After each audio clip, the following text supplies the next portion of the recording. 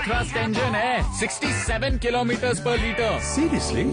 TVS Phoenix 125, India की पहली premium 125cc bike. अब लाइफ का गियर बदलो। तानिया, रवि की सैलरी स्लिप दिखाना जरा। इस गर्मी में घर लाइए सुपीरिया ताजगी, सुपीरिया लेमन फ्रेश साबुन के साथ, जिसमें है नींबू और मिंट के कुदरती सत्व। अब 3 साबुन के साथ 1 साबुन बिल्कुल मुफ्त। एक बुलेटिन जो रुकता नहीं, क्योंकि खबरों का सिलसिला कभी थमता नहीं। देश, विदेश और प्रदेश की नॉन स्टॉप खबरें देखिए नॉन स्टॉप 20 में रोज सुबह 10:30 बजे और दोपहर 3 बजे सिर्फ जी उत्तर प्रदेश उत्तराखंड पर। अपना प्रदेश, अपना देश। समय के साथ सपने बदले और नजरिया भी, फिर भी बदलाव के झरोखे से यहाँ का इतिहास आज भी नजर आता है। बदलते समय की बदलती तस्वीर। उत्तर प्रदेश, देखिए उम्मीदों से भरे इस प्रदेश की हर खबर सिर्फ जी उत्तर प्रदेश उत्तराखंड पर। अपना प्रदेश, अपना देश।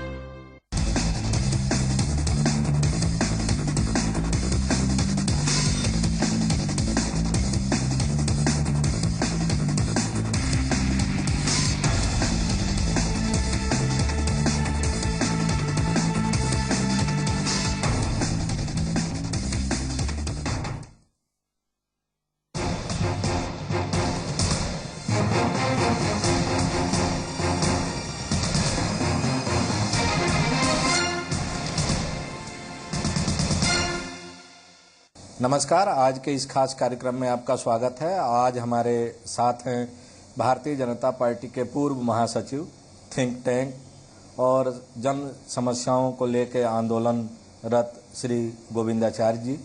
गोविंद जी से जानने की कोशिश करेंगे कि इस समय जो देश की राजनीति है, जो राजनीति की दिशा है और दशा है, और जो वैचारिक प्रतिबद्धता से हटते राजनीतिक दल हैं, इस पूरे परिदृश्य को वे किस रूप में देख रहे हैं और अब उनके जीवन का दर्शन क्या है, किस रास्ते पर वे चलना चाहते हैं और उनके तरह के सोच वाले लोग जो उनके साथ जुड़े हैं, उनकी पूरी स्ट्रैटेजी क्या है। गोविंद जी, बहुत बहुत स्वागत है आपका। सबसे पहले तो यहीं से बात शुरू करते हैं कि भारतीय जनता पार्टी, उसके पहले जनसंघ, उसके पहले RSS, हम लोग जब पढ़ते थे तब, जब पत्रकारिता में आए तब, और 10-20 साल पत्रकारिता करते हुए जो गुजरा है, उसमें आपकी जो छवि रही है हम लोगों के दिलो दिमाग में, एक निष्ठावान, अनुशासित, वैचारिक रूप से प्रतिबद्ध समाज सेवी की रही है। आपको क्या लगता है कहाँ चूक हो गई जिसके वजह से आपको उन संगठनों से विरत होना पड़ा, अलग होना पड़ा, जिसको आपने, अगर हम कहें सामान्य बोलचाल की भाषा में, तो आपने खून और पसीने से सींचा था, उसको आगे बढ़ाने में अपनी पूरी तरुणाई, अपनी जवानी लगा दी? नहीं, अपना तो लक्ष्य निश्चित है ना। 2 बातें निश्चित हैं। एक, हमारे देश के हर आदमी की बुनियादी ज़रूरतें पूरी हों, जो सबसे विकास में पीछे हो सबसे पहले उसका हक बने। दूसरा, हमारा देश दुनिया का सिरमौर बने। मैं संघ का स्वयंसेवक बना इसीलिए। संघ द्वारा निर्दिष्ट अलग अलग समय पर जो जिम्मेदारियां थी, उसका भी मैंने निर्वाह किया। उसी के तहत भाजपा का भी 12 वर्ष अखिल भारतीय महामंत्री के नाते काम करता रहा। मुझे ऐसा लगा कि एक स्वयंसेवक के नाते मेरी प्रतिबद्धता का तकाजा है कि हम व्यक्ति से बड़ा दल, दल से बड़ा देश अगर सोचते हैं तो उस पर हम व्यवहार करें। क्योंकि मुझे ऐसा लगा कि राजनीतिक दल सभी, उसमें बीजेपी भी शामिल है, मूल्यों और मुद्दों से कट गए हैं, सत्ता से जुड़ गए हैं, जनता की तरफ पीठ हो गई है। अंतिम आदमी को उन्होंने अपने दिमाग में हाशिए पर डाल रखा है। तो सत्ता और दल की राजनीति के दायरे के बाहर भी हमें और कुछ करना पड़ेगा और उसके पश्चात मूल्यों और मुद्दों की पटरी पर राजनीति को वापस लाना पड़ेगा। और जब ऐसा मुझे लगा तो स्वाभाविक था कि जिन्होंने मुझे बीजेपी का काम करने को कहा था, उनके पास में जाता, संघ के अधिकारी, उनको मैंने कहा कि 3 दिसंबर 1965 से लेकर आज तक 15 जनवरी 2003 तक जो तय हुआ वो मैंने किया है। अब मैं चाहता हूं कि इन दायरों के और बाहर और भी लोगों को शामिल करते हुए देश की एक बड़ी धारा बनाई जा सके बदलाव की। इसके लिए मैं अलग होकर कुछ काम करना चाहता हूं। हाँ, स्वयंसेवक हूं, सद्भाव कायम है, संवाद जारी रहेगा, लेकिन निर्णय और निर्णय के परिणाम की जिम्मेदारी मेरे ऊपर अपनी होगी। इस बातचीत के बाद मैं लगा और बौद्धिक, रचनात्मक, आंदोलनात्मक तीनों तरीकों से काम को संगठित करने की कोशिश करता रहा। हमें यह समाधान है कि 2003 से 2013 जनवरी तक में 10 साल में हमने बौद्धिक और रचनात्मक और आंदोलनात्मक संगठनों को एक हद तक पहुंचा दिया। काम की जिम्मेदारी भी दूसरों को मैंने हैंडओवर कर दी। उनमें से तो लोग हमसे भी ज़्यादा अच्छे हैं जो उन कामों का निर्वाह कर रहे हैं। उसके बाद मैं जुटा हूँ अब 13 जनवरी से कि राजनीति को मूल्यों और मुद्दों की पटरी पर वापस लाना है। केवल सत्ता प्राप्ति और सत्ता लाभ के अनैतिक बंटवारे का खेल नहीं बनने देना है। राजनीतिक दल जो गिरोह से बन गए हैं, सत्ता प्राप्ति, सत्ता सुख, सत्ता लाभ के अलावा जनता के प्रति संवेदनशीलता तक नहीं बची है। हर इंसान को केवल वो वोटर मान रहे, तो उनके बारे में भी कुछ बातें हमको खड़ी करनी पड़ेंगी और बड़ी लाइन भी, लकीर भी खींचनी पड़ेगी। इस संकल्प के बारे में मुझे 2013 की जनवरी से कुछ करने का सूझा।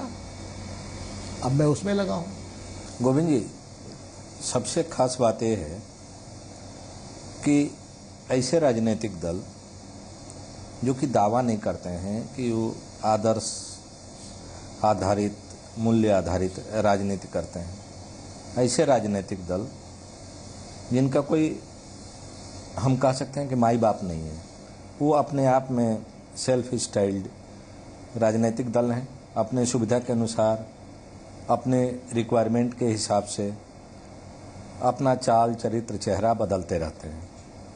लेकिन पहले जनसंघ और अब भारतीय जनता पार्टी, इसके बारे में तो आम राय है और एक निर्विवाद तथ्य है, सत्य है कि वो संघ के मार्गदर्शन में चलती है। संघ का एक पॉलिटिकल आउटफिट है। भारतीय जनता पार्टी का जो संगठन मंत्री होता है वो संघ की तरफ से भेजा जाता है। आपको भी उसी बहैसियत भेजा गया था और कहा जाता है कि संघ अपने उस संगठन मंत्री के आंख कान से पूरे संगठन के कामकाज को देखता है। पॉलिटिकल जो उसका अनुवांशिक संगठन है। आज अगर भारतीय जनता पार्टी में कोई विकृति आ रही है, अगर भारतीय जनता पार्टी अपने सिद्धांतों से हट के चल रही है, तो इसके लिए आपको नहीं लगता है कि संघ भी उतना ही जिम्मेदार है, या संघ के भी कार्यशैली में, मूल्यों में, उसके विचारधारा में समय के साथ उस तरह की प्रतिबद्धता में कमी आ रही है? मैं इसको इस रूप में देखता हूं कि संघ का कार्य तो एक स्कूल है संस्कार देने का। उसमें कुछ लोग फर्स्ट डिवीजन पास होंगे, कुछ थर्ड डिवीजन पास होंगे। समाज जीवन के क्षेत्रों में अलग अलग प्रकार के परफॉर्मेंस करते हुए लोग आपको दिखेंगे। वे भी अपने को संघ का स्वयंसेवक कहते होंगे। जहाँ तक मैं देखता आ रहा हूँ, जनसंघ ही नहीं, संपूर्ण राजनीतिक दलों की अब ये समस्या आ गई है। केवल जनसंघ ही नहीं, आज मैं कल्पना करता हूँ कि महात्मा गांधी कांग्रेस के बारे में क्या सोच रहे होंगे, डॉक्टर लोहिया इन तमाम समाजवादी पार्टियों के बारे में क्या सोच रहे होंगे, अंबेडकर जी बहुजन समाज पार्टी का कैसे ही चित्र देखना चाहते थे, क्या दीनदयाल उपाध्याय जनसंघ भाजपा की यही छवि देखने के लिए होंगे? वो तो कहीं ना कहीं कोस रहे होंगे, सोच रहे होंगे क्या हो रहा है। अब आपने राष्ट्रीय स्वयंसेवक संघ की बात कही, मुझे अच्छी तरह याद है 97, 98, 99 के समय में ही जब ये ध्येयवाद और आदर्शवाद के शरण की बात हो रही थी, तो संघ के अधिकारियों ने भी मुझे यही कहा कि it is our collective failure. हम भी बहुत नहीं संभाल पाए, ये हमारी भी कमी है, ये उन्होंने स्वीकार किया आत्मनिरीक्षण में। अब उसके बाद क्या होना, मुझे जो लगा, मैंने जनसंघ के महासचिव रहते हुए मेरा मुख्य आग्रह पार्टी में ध्येयवाद और आदर्शवाद सिस्टम में कैसे आवे, उसके लिए विरार में एक बैठक की गई 97 में। 40 रिकमेंडेशंस उसमें आए। 1 साल गुजर गया, उस कमेटी की रिपोर्ट कार्य समिति में नहीं रखी जा सकी, 98 में सत्ता में आ गए। तो मैंने फिर कहा, जो ठाकरे जी अध्यक्ष बन गए थे, कि आप तो संगठन के आदमी हैं कुशाभाऊ, आप तो लागू करा दीजिए। तो वो भी बात ऐसी रह गई। तब मुझे लगा कि पार्टी में ध्येयवाद और आदर्शवाद, या यूं कहो एकात्म मानव दर्शन पर अधिष्ठित कार्यकर्ता आधारित स्वरूप प्राप्त करने की इच्छा शक्ति खत्म हो गई। मैं फिर अपने सवाल को दोहरा रहा हूँ। मैं आपकी जो एक इमोशनल मजबूरी है उसको मैं ज़्यादा हर्ट नहीं करना चाहता। मुझे पता है कि आप तमाम निजी और वैचारिक तकलीफों को झेलते हुए भी आरएसएस के खिलाफ उतना मुखर नहीं बोलना चाहेंगे। बावजूद इसके मैं फिर उस सवाल को दोहरा रहा हूँ कि गांधी, लोहिया, दीनदयाल जी आज इस दुनिया में नहीं है, लेकिन संघ है। संघ जब सीना ठोक के कहता है कि जो फैसले ले लिए गए हैं गोवा में वापस नहीं किए जाएंगे, संघ जब सीना ठोक के कहता है कि आप अपना त्यागपत्र वापस लीजिए तब आपसे हम बात करेंगे, संघ जब सीना ठोक के कहता है कि बीजेपी मेरी पॉलिटिकल आउटफिट है, लेकिन जब जवाबदेही की बात आती है तो वही संघ कहता है कि हम संगठन बीजेपी के आंतरिक मामलों में हस्तक्षेप नहीं करते। तो जो संघ की जो मर्यादा थी, संघ का जो सम्मान था, वो तो इसलिए था ना कि उनकी कथनी करने में कोई अंतर नहीं था। अगर वो इंटीग्रेटेड ह्यूमनिज्म की बात करते थे, अगर वो एक जाति विहीन समाज की बात करते थे, अगर वे दरिद्र नारायण के सेवा की बात करते थे, तो उनकी कथनी करने में फर्क नहीं था। वो समाज के सबसे निचले तबके के जो लोग होते थे, उनका वहाँ में खिचड़ी भोज जब होता था तो बैठ के एक साथ सब लोग भोजन करते। आज वही संघ अगर उस तरह के कुलीनवादी मानसिकता की तरफ बढ़ रहा है, अधिनायकवाद की तरफ बढ़ रहा है, और अधिनायकवादी विचार वाले लोगों को और अधिनायकवादी सोच के लोगों को अपना प्रतिनिधि के रूप में प्रोजेक्ट कर रहा है, तो इसके लिए संघ नहीं जिम्मेदार है। इसके लिए संघ, भाजपा या संघ और अन्य क्षेत्रों के संगठनों के संबंधों के व्याकरण और गतिशास्त्र, ग्रामर और डायनामिक्स, इसको समझना होगा। 2 बातों पर समन्वय निर्भर रहता है। एक, कुछ विषयों में स्वावलंबन उन संगठनों के द्वारा हो, और समन्वय का दूसरा है पारस्परिक सहयोग, देश हित के बारे में पारस्परिक सहयोग। 3 बातों के बारे में संगठन स्वावलंबी हो यह आग्रह रहना चाहिए, रहता है मोटे तौर पर। 1, नीति निर्धारण और निर्णय प्रक्रिया। 2, उस संगठन की आर्थिक व्यवस्था। 3, उस संगठन में कौन किस जिम्मेदारी पर रहे। मैं ऐसा मानता हूं कि पिछले वर्षों में 1-2 बार ऐसी चूक हुई, जैसे एक बार यह कहा जाना कि कोई भी पार्टी अध्यक्ष दिल्ली का नहीं होगा, दिल्ली के 4 लोगों में से नहीं होगा। यह लक्ष्मण रेखा का अतिक्रमण होता है। इसमें समन्वय का मतलब नियंत्रण नहीं है, समन्वय का मतलब स्वैराचार भी नहीं है, एक संतुलन है। तो कई बार मानव सुलभ गलतियां होती हैं और संतुलन कहीं न कहीं कभी कभी बिगड़ जाता है, फिर उसको ठीक करने की कोशिश होती है। उसे ठीक करने के क्रम में प्राइमेस्ट्रियल कैंडिडेट कौन हो यह संघ तय नहीं करेगा, ये तो उस संगठन का काम है। तो भाजपा वाले अपने पार्लियामेंट्री बोर्ड में जो तय करना है करें, यही नीति, कार्यनीति यही ठीक रहेगी। इसमें असंतुलन आने पर सबको नुकसान होगा, ऐसा अनुभव बताता है। इसलिए आज संघ के बारे में भी लोग सवाल उठाने लगे हैं, और कई लोग, जब एक आध बार मैं पत्रिका में पढ़ता हूँ कि जैसे 10 जनपद कांग्रेस का स्थान है, वैसा ही संविधान से अलग स्थान नागपुर है, ऐसा कहा जाने लगा है। तो संघ के लोगों को इन बातों से बचना चाहिए और ज़्यादा आत्मसंयम की आवश्यकता है, ऐसा मैं अनुभव करता हूँ। गोविंद जी, एक और सवाल संघ से जुड़ा हुआ, इसके बाद फिर हम लोग बाकी विषयों पर भी। आपको नहीं लगता है कि संघ भी अब देश हित के बजाय, समाज हित के बजाय सत्ता के प्रति ज़्यादा सोचने लगा है कि केन प्रकारेण सत्ता पहले आए, उसके बाद फिर बाकी चीज़ों पर विचार होगा? देखिए, दुर्भाग्य से कुछ कारणों से ये इम्प्रेशन बन रहा है, लेकिन वास्तविकता ये नहीं है। संघ के हजारों सेवा कार्य अभी भी समाज के साथ समरस होकर काम कर रहे हैं, लेकिन राजनीति का क्षेत्र चूंकि छवि युद्ध का क्षेत्र है, इसके कारण संघ का भारतीय जनता पार्टी से और दूरी रखना वक्त की जरूरत है। आज के सारे वातावरण में मैं समझता हूं कि इस पर और ज्यादा संयम, संतुलन, दूरी बनाए रखना सबके हित में होगा, नहीं तो ये इम्प्रेशन बना रहेगा, वो ठीक नहीं। गोविंद जी, एक ब्रेक लेते हैं और ब्रेक से वापस आने के बाद आपसे जानने की कोशिश करेंगे कि इस समय जो आप लोग जिस दर्शन को लेके आगे बढ़ रहे हैं, तो उस दर्शन का मूल सिद्धांत क्या है, मूल बिंदु क्या है और किस तरह से आप अपने उस लक्ष्य को हासिल करने की कोशिश करेंगे।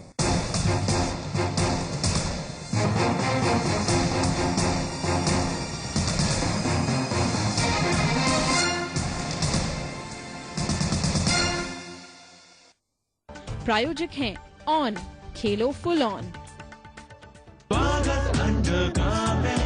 आपके सबसे करीब। व्हाट? आज फिर बाहर खाना खा के आओगे? और मैंने जो इतना कुछ बनाया, घर का कुछ अच्छा नहीं लगता। लाइफ में डालो थोड़ा गरम मसाला। एवरेस्ट गरम मसाला, खाने में डाले स्पेशल टेस्ट। थोड़ी गरम दाल मिलेगी। टेस्ट में बेस्ट एवरेस्ट। अब एवरेस्ट गरम मसाला के 100 ग्राम पैक में 20% extra free. Miss world, miss universe कुछ भी जीत सकती थी और मच्छर ने इनका मौका छीन लिया। मलेरिया, एक भी मच्छर है डेंजरस, इसीलिए काला हिट, एक भी मच्छर नहीं बचेगा। पानी के मामले में I never compromise on technology. Live pure touch, the next generation RO technology जो दे सबसे शुद्ध पानी। Come on India, live pure. Society में सबसे ज्यादा सर्विस टैक्स पे करने का अवार्ड जाता है मिस्टर विवाद को। पापा, ये अवार्ड आपको क्यों नहीं मिला?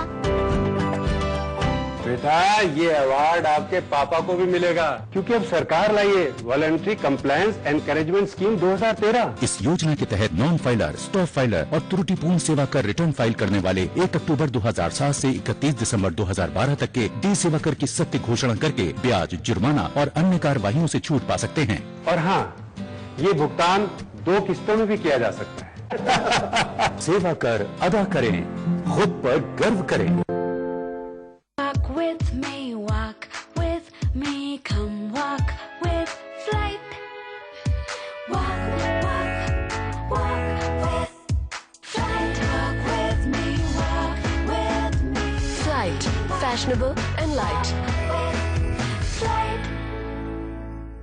कौन कहता है क्लासरूम सिर्फ सीखने और सिखाने की जगह है? यह तो जश्न है, जश्न है कल्पनाओं का। ITM university Gwalior, celebrating dreams. जल्दी करो। रवि सर, ऑफिस ड्रॉप करना जरा। श्योर सर, चले चलो चलो। पावरफुल, माइलेज कम होगा सर। इको थ्रस्ट इंजन है, 67 किलोमीटर पर लीटर। सीरियसली? या और वो फुल्ली डिजिटल स्पीडो बॉस। डिजिटल स्पीडो? वो तो मेरी गाड़ी में भी नहीं है। TVS Phoenix 125, इंडिया की पहली प्रीमियम 125cc बाइक। अब लाइफ का गियर बदलो। तानिया, रवि की सैलरी स्लिप दिखाना जरा।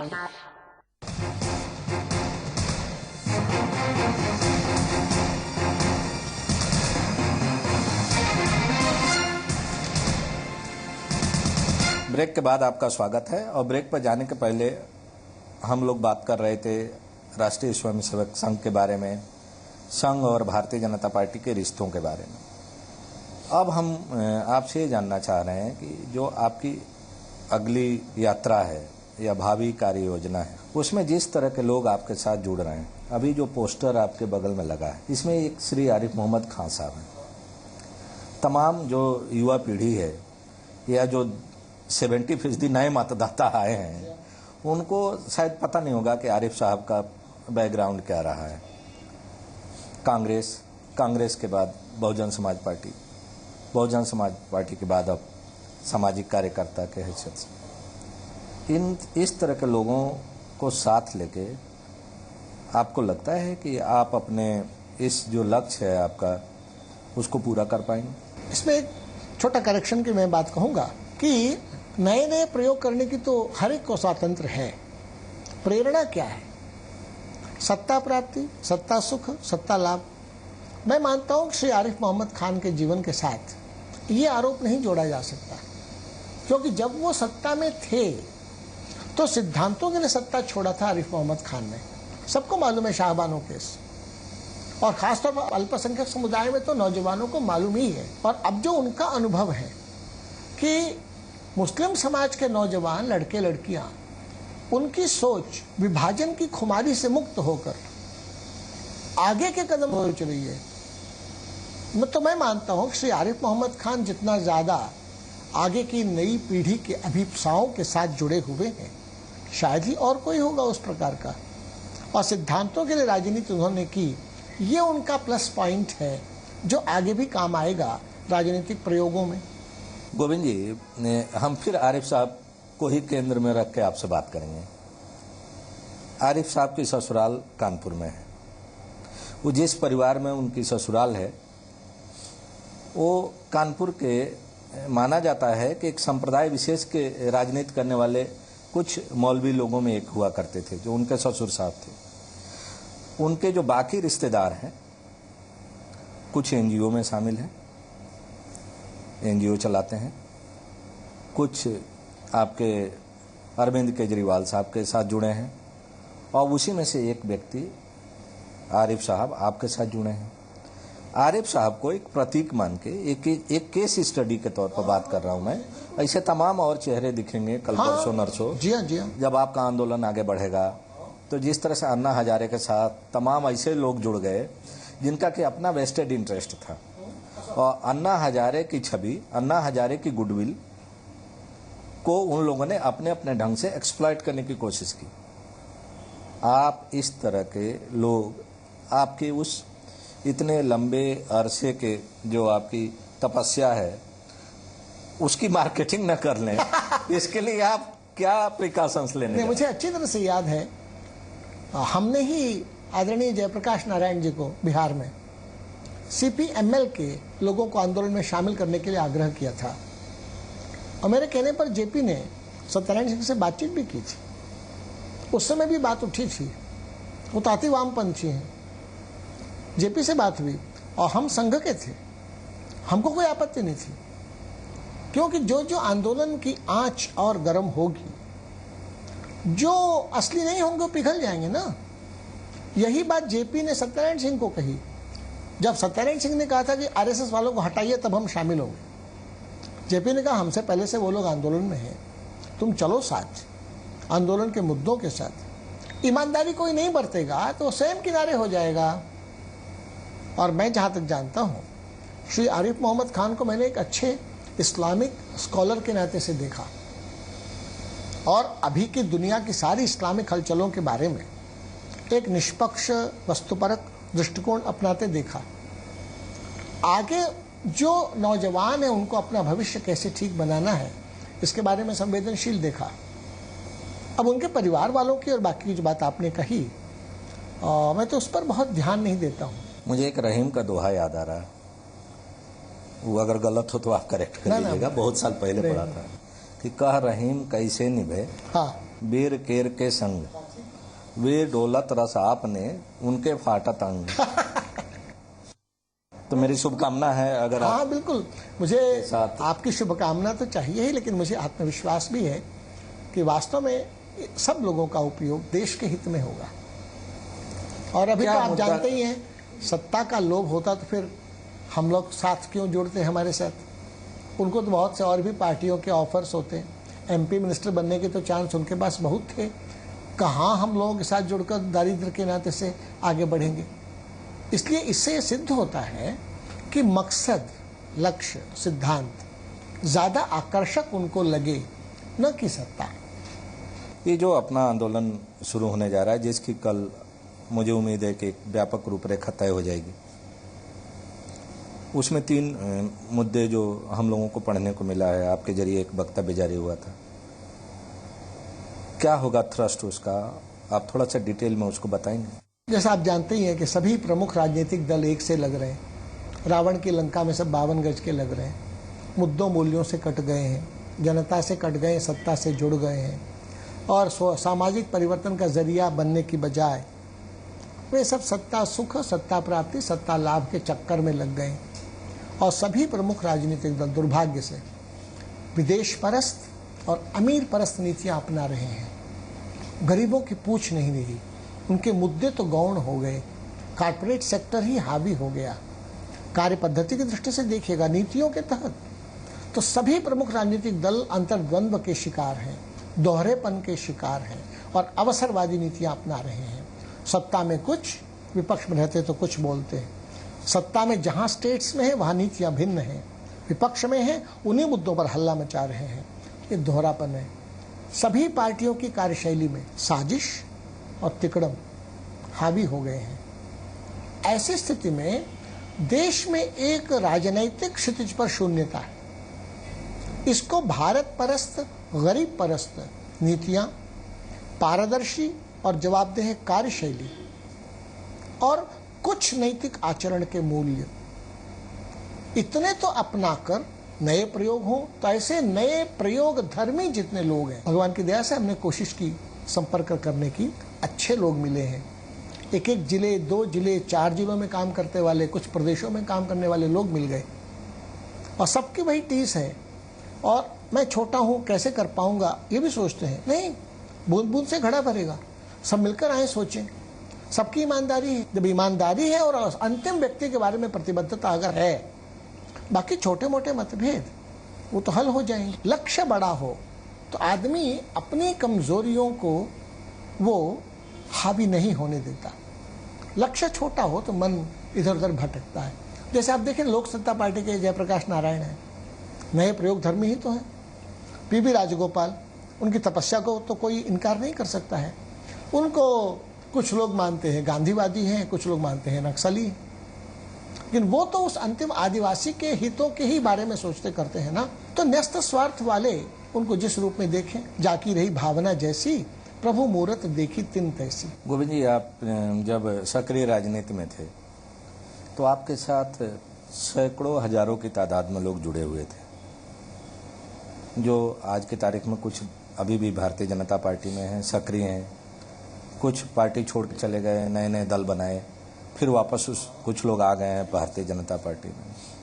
क्या ऐसे लोग जो आपके बहुत ही करीबी रहे, आपके एक तरह से कहें कि मानस मित्र भी रहे, ऐसे लोगों से भी कोई संभावना है आपके साथ दोबारा उनको जोड़ के काम करने की? मुझे इतना मालूम है कि अपने रास्ते चलूंगा और किसी के प्रति मेरी न प्रतिद्वंद्विता है, न विरोध है, मेरी कोई स्पर्धा नहीं है। और जो जितना इस काम में जगन्नाथ के रथ में सहयोग दे उतना अच्छा है। अगर कोई सोचता है कि भाजपा के अंदर से सुधार ला पाएगा, वेल एंड गुड, कोई हर्ज नहीं है, काम करके देखिए।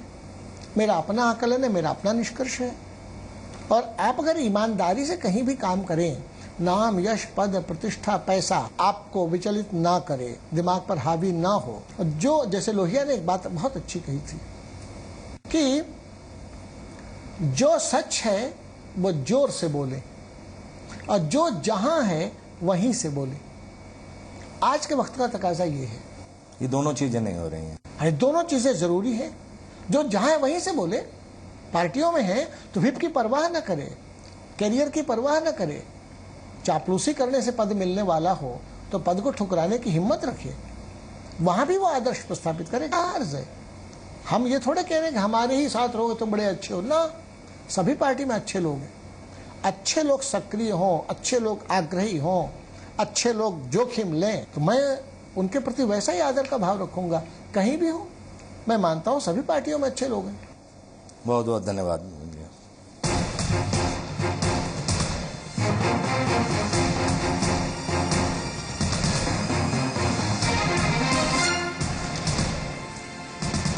अरे पता है, अपने बैंक ऑफ बड़ौदा खाते को अपने आधार नंबर से जोड़कर सरकारी योजनाओं का लाभ उठा सकते हैं। भारत सरकार की डायरेक्ट बेनिफिट ट्रांसफर योजना से सीधे अपने खाते में लाभ की राशि पा सकते हैं। तो अपना खाता आज ही आधार नंबर से जुड़वाएं। यदि बैंक खाता नहीं है तो बैंक ऑफ बड़ौदा में अपना खाता खुलवाएं और अपना आधार नंबर उससे जुड़वाएं। याद रखें, आधार युक्त खाते के लिए बैंक ऑफ बड़ौदा, भारत का अंतर्राष्ट्रीय बैंक।